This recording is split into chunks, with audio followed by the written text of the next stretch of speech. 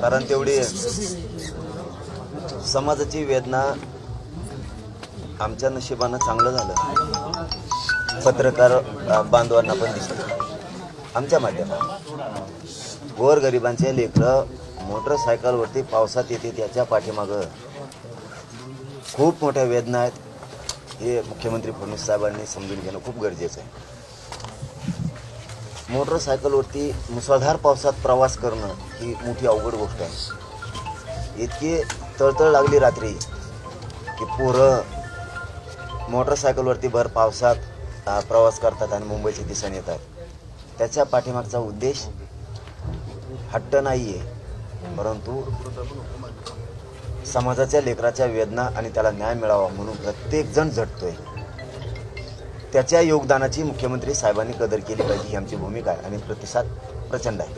आता शिवजन्मभूमीत आलात, एक ऊर्जा तुम्हाला मिळतीये, महाराजांची ऊर्जा मिळतीये, नेमकं कसं पाहता? राजांचं दर्शन घेऊन तुम्ही मराठा आरक्षण मागायला चालले? हा, तर जाणारच होते दर्शनाला। इथे आल्यानंतर काय वाटतं, काय भावना आहे?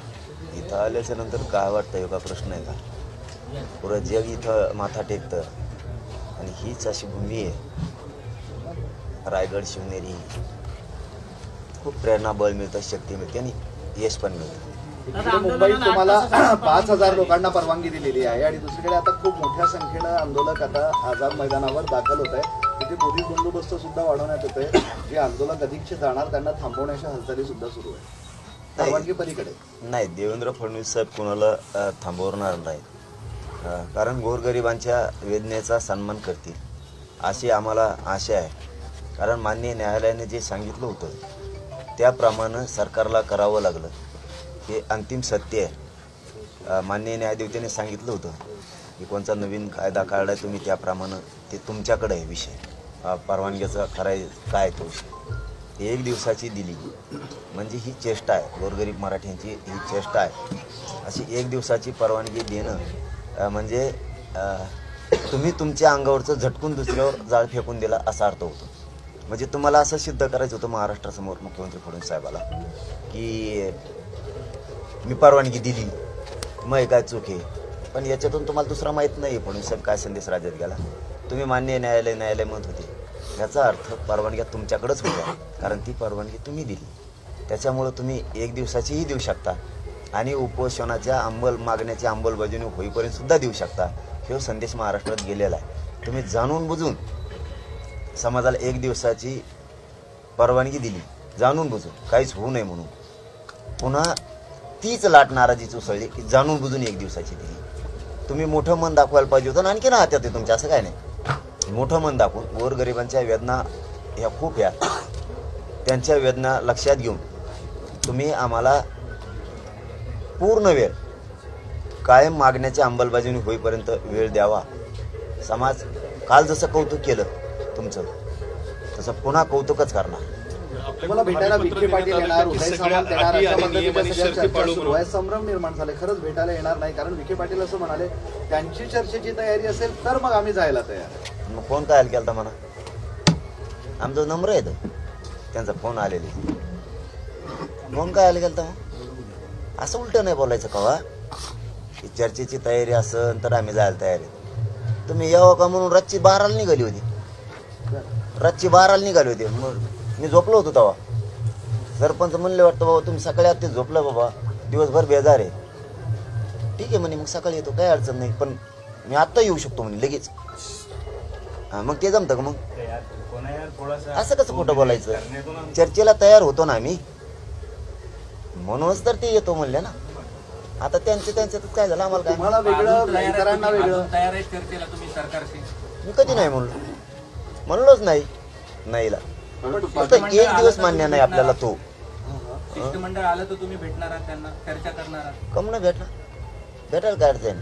पण तुम्ही भेटायला तयार आहात, पण कुठला राजकीय नेता रिस्क घ्यायला तयार नाही तुमच्याकडे येऊन भेटायला, असं म्हणा ना म्हणा। त्यांना भीती वाटायला लागलेली की काय आपलं जर काही फिसकटलं तर आपलं राजकीय करिअर संपेल, एवढं का घाबरतायत राजकीय नेते? मग असं म्हणा ना म्हणा, त्याच्यातून फडणवीस साहेबांनी संदेश घ्यायला पाहिजे, त्यातून शिकायला पाहिजे की मराठ्यांच्या गोरगरिबांची नाराजी अंगावर घेतल्यावर पुढच्या काळात पण काय होईल। तुमच्यातला गैरसमज फडणवीस साहेब पुन्हा काढून टाका. बहुमताची सत्ता आली, मराठ्यांशिवाय आली नाही. पुन्हा मराठ्यांची लाट नाराजीची तुमच्या विरोधात जर गेली तर येणारे दिवस हे राजकीय करिअर बरबाद करणारे असते तुमचे. म्हणून मी कालही सांगितलं शहागडच्या फुटा चौकातून, आज पण पवित्र भूमीतून शिवनेरी गडाच्या पायथ्याहून सांगतो, विनंती करून सांगतो. ते योग्य संधी आहे फडणवीस साहेब, तुम्हाला संधीचं सोनं करायची, गोरगरीब मराठ्यांचे मनं जिंकायची. तुम्ही मराठ्यांची मागण्याची अंमलबजावणी करा. हेच मराठी गुलाल टाकून मरेपर्यंत तुम्ही दिलेल्या आरक्षणाचा तुमचा उपकार विसरणार नाहीत, ही आमचा या ठिकाणाहून शब्द आहे. आणखीन तुमच्या हातातून वेळ गेलेली नाहीत. तुम्ही आमचे वैरी नाहीत, तुम्ही आमचे शत्रू नाहीत. तुम्ही फक्त तुमची आडमुठी भूमिका मराठा विरोधी सोडून द्या आणि मोकळ्या मनानं वागायला सुरू करा आजपासून. या पवित्र शिवनेरी गडावरून आमचा शब्द आहे. आम्ही सुद्धा आरक्षणासाठी फक्त तुमच्याशी भांडतोय, ते पण लोकशाही मार्गानं. आम्ही दिलेला शब्द कधीच त्याच्यात बदल नाही होऊ देणार. तुम्हाला संधी आली तिचं सोनं करून गरीब मराठ्याचा आता अपमान करू नका, तर सन्मान करा आणि मराठ्यांच्या मनं जिंका. मराठी तुम्हाला कधीच विसरणार नाहीत. आजपासून तुम्ही मराठ्यांविषयीची तुमची भूमिका बदला, ही आमची तुम्हाला विनंती आहे. पाटील साहेब, आता माजी मुख्यमंत्री एकनाथ शिंदे तुम्हाला पवार आहेत, गेल्या एका त्यांच्याकडून महिन्यापासून त्यांची इच्छा आहे की मराठ्यांना आरक्षण मिळावं, माजी मुख्यमंत्री एकनाथ शिंदे यांची. परंतु मुख्यमंत्री असतील किंवा उपमुख्यमंत्री असतील ते त्यांना साथ देत नाही. काय सांगा त्याच्यावर उद्या परवा बोला, पाटील आज काहीच बोलत नाही. राजकीय उद्ध्वस्त होईल, राजकीय करिअर उद्ध्वस्त होईल असं तुम्ही मागच्या महिन्याभरापासून बऱ्याचदा बोलताय. आता तुम्हाला राजकीय सत्तेशिवाय किंवा राजकीय ताकदीशिवाय गरिबांचे प्रश्न मिटणार नाही याकडे तुमचा कल होतोय का सध्या? ते शिकवायलेत आम्हाला तसं. मुख्यमंत्री दिली सत्ता मराठ्यांनी आणि उलाटले मराठ्यांवरतीच, त्याच्यामुळे त्यांनी शिकवलंय आम्हाला ते. म्हणून आम्हाला मग ती बाजूला जावं लागतं, सत्तेकडे लक्ष त्यांनी वेधले तुमचं, जावं लागतंय आम्हाला, नाविलाज आहे. कारण ते देऊन जर अशी लोकांची फसवणूक करतात, जाणून बुजून टाळाटाळी करतात आणि मराठा एकदम टार्गेटवर ठेवलाय, त्यामुळं आम्हाला मग ती बाजू घ्यावंच लागते. ती बाजू मराठ्यांनी विधानसभेला घेतली नव्हती. त्यांच्या डोक्यात वेगळंच खूळ घुसलं तेव्हापासून.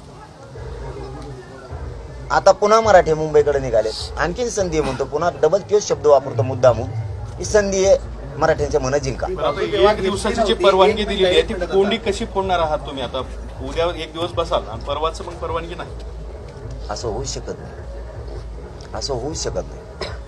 एक दिवसात मग अंमलबजावणी करा, जाऊ दे, एक दिवसात अंमलबजावणी करून टाका, नाही तर आत्ताच करा ना. इथूनच गुलाबाचा ट्रका भरतो आम्ही शिवनेरी किल्ल्यावरूनच. असं कसं होऊ शकतं? एक दिवसात उपोषण कसं करायचं? मग करा तुम्ही एक दिवसात मागण्या मान्य. तुम्हाला कोंडीत पकडण्याचा प्रयत्न केला. समाजाला मूर्ख बनवते ते, अपमान करतात माझ्या समाजाचा आणि माझा पण प्रत्येक वेळी जाणून बुजून. कारण मी मॅनेज नाही होत, पण मी हटत नाही फडणवीस साहेब. हे बघा, तुम्ही गोळ्या जरी घातल्या तरी मनोज जरांगे झेलणार, पण आता हटत नाही. तुम्ही काही शपथपत्र मुंबईच्या आंदोलनासाठी दिलेलं आहे की म्हणजे त्या सगळ्या अटी शर्ती मांडणे आहे, असं काही तुमच्या सहीचं शपथपत्र दिलेलं आहे? मी पहिल्यापासून तुम्हाला सांगतो, कायद्याचे जेवढे नियम आहेत तेवढे मराठा पाळणार आहे, आम्ही पाळणार आहे. पण तो कायदा हे नवीन कोणता घेऊन काढायला आता नमुनेबाज कायदा आहे काहीतरी, ती कायदा कोणालाच माहीत नाही. आणखीन तज्ज्ञांनी वकील बांधवांनी सुद्धा त्याच्यावर अभ्यास केलेला नाही. आणि कोणाला मिळते ऑफिस नाही, अख्खी रात गेली आमच्या वकिलांची, तिथल्या मुंबईत काम करणाऱ्या पोरांची, पण ते ऑफिस सापडलं. मग त्यांना ते सापडलं आणि मग आता परवानगीला अर्ज करायचा म्हणल्यावर सहायता करावं लागतं त्यांना. त्यांनी ते 10 वाजता टाकलं आम्हाला, वकिलाला तरी काय माहित बिचारायला आमच्या काय त्याच्यावर. आणि ज्या पोलिसांनी ते वकील बांधवांकडे दिलं त्यांनी आमच्याकडे दिलं, जिथं जिथं सहाय्य करून द्या म्हणले, आम्ही दिले. आम्हाला काय माहिती त्यात काय मग फसून घ्यायचंय? तुमची विनवणी याचिका गेली का फसून सहाय्य घ्यायच्या होत्या त्या पोलीस प्रशासनाला? आता परवानगी म्हणल्यावर पोलीस प्रशासनच आलं ना. ते 2025चा नवीन कायदा काढाय काय कोणती कुणीच वाचलेला नाही. कारण आमच्याकडे वेळ कमी होता, आम्ही पटापटा सहाय्य केल्या आणि पाठवून दिलं. तुम्ही ज्या गॅजेटचा वारंवार आग्रह करत आहात त्या गॅजेटमध्ये केवळ समाजाच्या नोंदी आहेत, म्हणजे हैदराबाद, मुंबई आणि सातारा गॅजेटमध्ये, तर वेगवेगळ्या जातीची त्याच्यामध्ये लोकसंख्येची आकडेवारी आणि नोंदी आहेत. त्यामुळे वैयक्तिक माहिती नसताना निव्वळ गॅजेटेडमधील आकडेवारीवरून सरसकट आरक्षण देता येणार नाही असा निष्कर्ष शिंदे समितीनं काढलेला आहे. नाही, चुकीच्या माहित्या बाहेर पेरू नका म्हणा. त्याच्यामध्ये स्पष्टपणानं कुणबीची संख्या उदाहरणार्थ एखाद्या गावाची दाखवली की या ठिकाणी या गावची संख्या 100 आहे, तर तिथले असणारे 36 ते 37 लोक हे कुणबी आहेत. त्या असणाऱ्या 1905 असेल किंवा त्याच्या आधीचं असेल काय जी असेल त्या आजपर्यंत झालेल्या 100 वर्षाच्या काळात, मग ते जर 36 लोक होते तर एका एकाला 4-4, 5-5 जरी म्हणलं तरी ते 150-200 आकडा गेला. आणि त्या 150-200, 4-4, 5-5 म्हणलं तर आता त्याचे 800-900 झाले एका गावात. तशा नोंदी आहेत त्या, ते कुणबी. आणि मग ते कुणबी कुठे गेले? चला जाऊ दे, आज सगळेच मराठीत, मग ते कुणबी कुठे गेले? त्यांचे जे पोर आहेत, नातू आहेत, पंतू आहेत, आणि म्हणा हे लावता येत नाही. अरे आम्हाला काहीतरी कळत आहे म्हणूनच आंदोलन धरले आम्ही. आता तुम्ही लोकांना गचपणे समजता का व्हावी? तुम्ही स्वतःला शहाणं समजता तुम्हाला? अरे लोक लय हुशार झाले आता. फक्त आता आमची भाषा शेतकऱ्याची, त्याला आम्ही काही करू शकत नाही. तुमच्या जरा शुद्ध येतात, कारण तुम्ही येशीत राहता, हातभर गादी झोपाता, मग तुमची चांगली आहे, आम्हाला नाही येत चांगली. आम्ही काबड कष्ट करून आमच्या आईबापाचे कमरं मोडलेत. त्यामुळे आमचे जे शब्द आहेत ते आहेत. कधी पोहोचणार मुंबईमध्ये, काय अंदाज वाटतो? आज दिवसभरातला सगळा शेड्यूल पाहता. रात्री पोहोचणार नाही, रात्री 100% आज पोहोचणार. आज पवित्र किल्ल्याचं दर्शन घेऊन काल पवित्र माती आझाद मैदानावरती आमरण उपोषणाला जातोय. 29 ऑगस्टला आमरण उपोषण सुरू होणार. या पत्रकार परिषदेच्या माध्यमातून महाराष्ट्रातल्या मराठ्यांना सोबत मराठ्यांना शेष करून सांगतो, संयम ठेवायचा, शांत घ्यायचं. तुमच्या मोठ्या चुकी समाजाच्या तुम्हाला हास जाता काम आहे. जे रूल असतील ते पूर्ण करायचे, हे सगळ्या मराठ्यांनी लक्षात ठेवा. 1 किलोमीटर अलीकडं थांबायचं, आलं शांततेत घ्यायचं, गडबड गोंधळ करायची नाही, हे मराठ्यांनी समजून घ्यायचं. कारण मी शांततेने संयमानं मराठ्यांच्या पत्रात एक एक गोष्ट टाकत चाललोय. तुम्ही तिथं आले तरी आरक्षण पाहिजे, तुम्ही थोडे बाजूला असले तरी पाहिजे. काही वेळेस टप्प्याटप्प्याने कामं असते, हे सुद्धा प्रत्येक मराठ्याच्या पोरानं समजून घ्यायचंय. तिथं 2000 काय गेले आझाद मैदानला, 5000 काय गेले, ते 5000 येते, पुन्हा दुसरे 5000 येते. ती जागा खाली. एक दिवस लेट आलं म्हणून काय एकाच दिवशी सगळं जायचं असं बी काय नसतं. थोडं संयमाने घ्या मराठ्यांचे पोरं. तुमच्या एखाद्या चुकीच्या भूमिकेमुळं समाज आपल्याकडं आशा लावून बसलाय की आपल्याला आणि आपल्या लेकराला आरक्षण मिळणार आहे. ध्यानात ठेवा, त्यांची आशा मोडायला नको. ते जे स्वप्न बघते त्या स्वप्नावरती पाणी फिरायला नको. म्हणून समाजाच्या सगळ्या पोरांनी शांततेत संयमान घ्यायचे. एक दिवस लेट कळलं आहे ना मराठ्यांच्या पोराला, सगळ्या आंदोलकाला एक दिवस थोडं लेट. काही पुढं जाते, काही मागं थांबते. केलं जर तरचा विषय चाललाय. ही झाली मराठ्यांसाठीची बाजू. आता फडणवीस साहेबांसाठी माझी बाजू आहे. सन्माननीय मुख्यमंत्री फडणवीस साहेब, तुम्हाला आदरपूर्वक सांगतो, तुम्ही आम्हाला आड घालू नये ना. 5000 लोकांची ही विनंती आहे ना, 1 दिवसाची. त्याला कायमस्वरूपी करावं आणि लोकांची आड घालू नये. त्याचं कारण हे लोक वाटं लावायला येणार आहे मुंबईला. हे वापस जाणारे पण लोक आहेत. त्याच्यामुळं त्यांची इच्छा असेल त्यांना येऊ द्यावं. ते जाणारच आहेत वापस. कारण इथून गेल्याच्या नंतर गावातलं, तालुक्यातलं आणि जिल्ह्यातलं आंदोलन पण त्यांना पुन्हा सांभाळायचं. आम्ही आमचे सगळे टप्पे केले विजय मिळवण्याची. त्याचं काही टेन्शन नाही, सरकारला नाही, मला बी नाही आहे. आम्ही आमचं सगळं शांततेच्या मार्गाने टप्पे केलेले आहेत. एवढी विनंती सन्माननीय मुख्यमंत्री साहेब फडणवीस साहेबांनी लक्षात ठेवावी की आमच्या अटी शर्ती काढून टाकाव्यात. आणि पोरांनाही माझं सांगणं आहे, तिसरी गोष्ट पुन्हा एकदा, लढताना फक्त संयमाने शांततेने लढा. काही लोक आपल्या आझाद मैदानाला गेले, काही जर इकडे राहिले एखादा किलोमीटर भर, काय जे असेल ते मला नाही माहित, थांबायचं शिकायचं.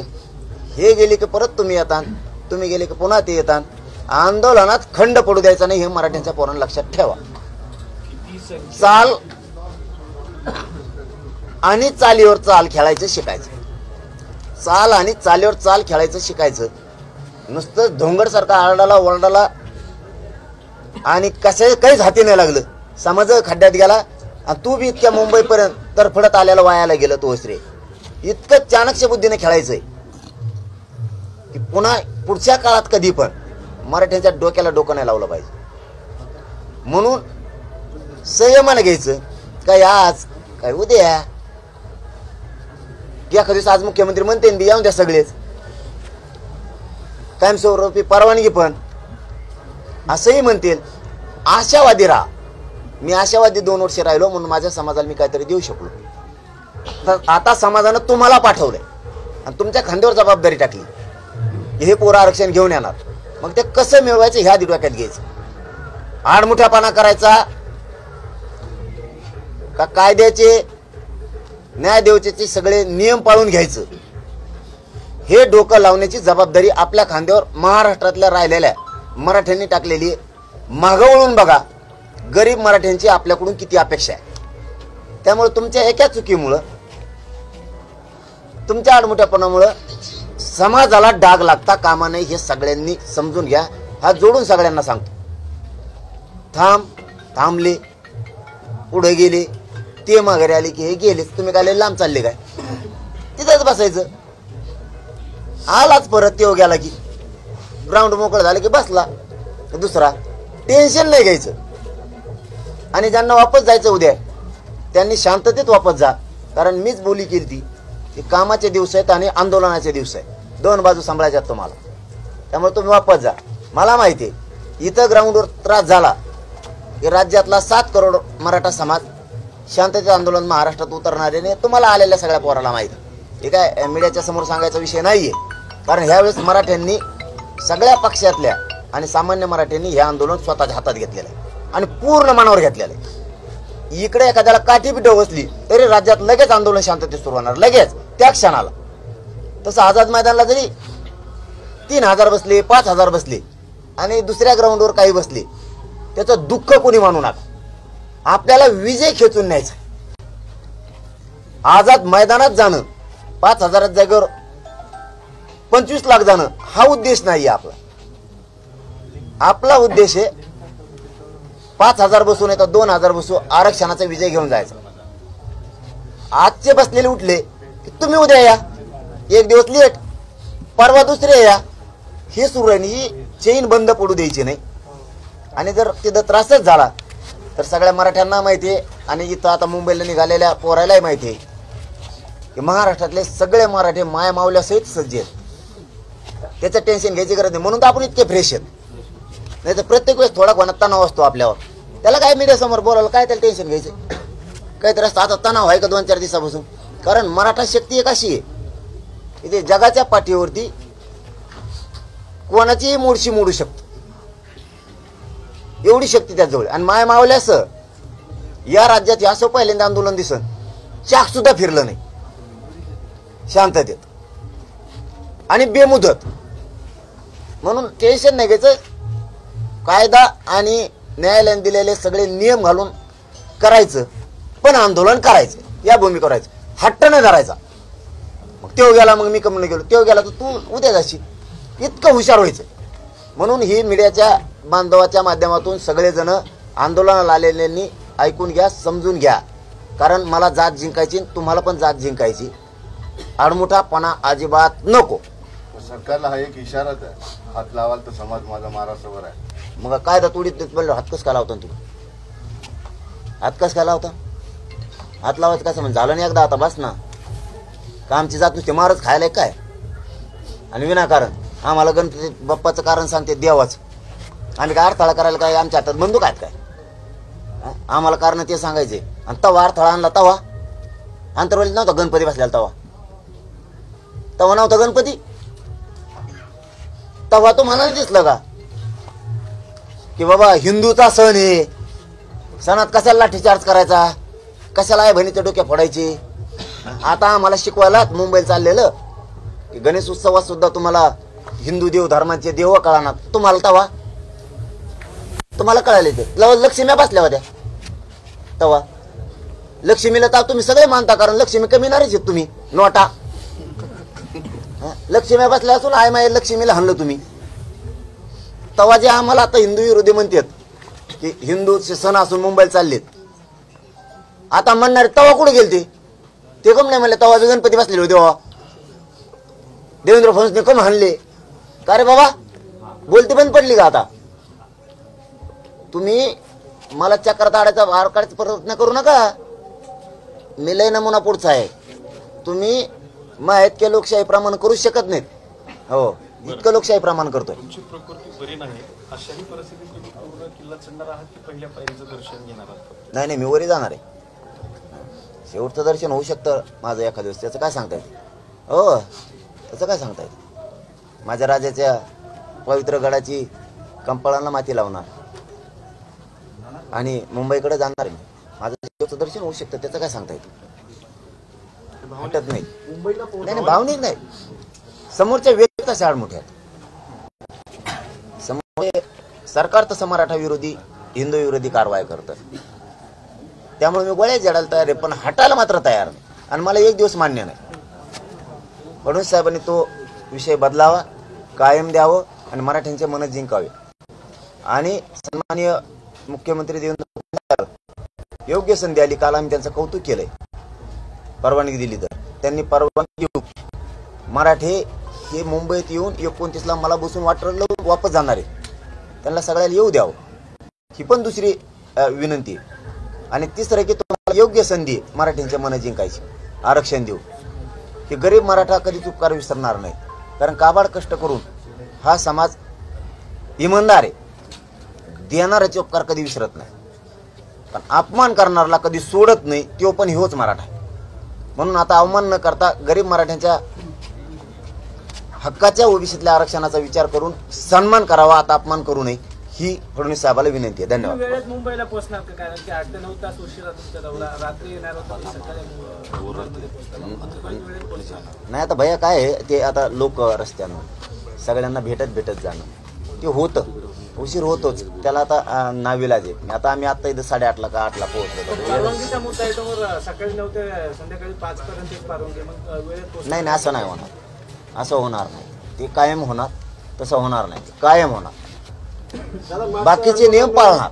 आता तुम्ही म्हणताना इतके लोक, तर आम्ही आमच्या लोकांना सांगू तुम्ही तर तिकडे बसा, हे उठून गेले की तुम्ही या, ते नियम पाळू. समाजाच्या वेदनेपुढं मी माझ्या शरीराचा विचार नाही करत आणि करणार बी नाही. मागचं आंदोलन वाशीमध्ये जे थांबलं ते, या टायमाला वाशीतूनच रिटर्न होईल का आझाद मैदानापर्यंत? आझाद मैदानाला चाललो ना. धन्यवाद. चला.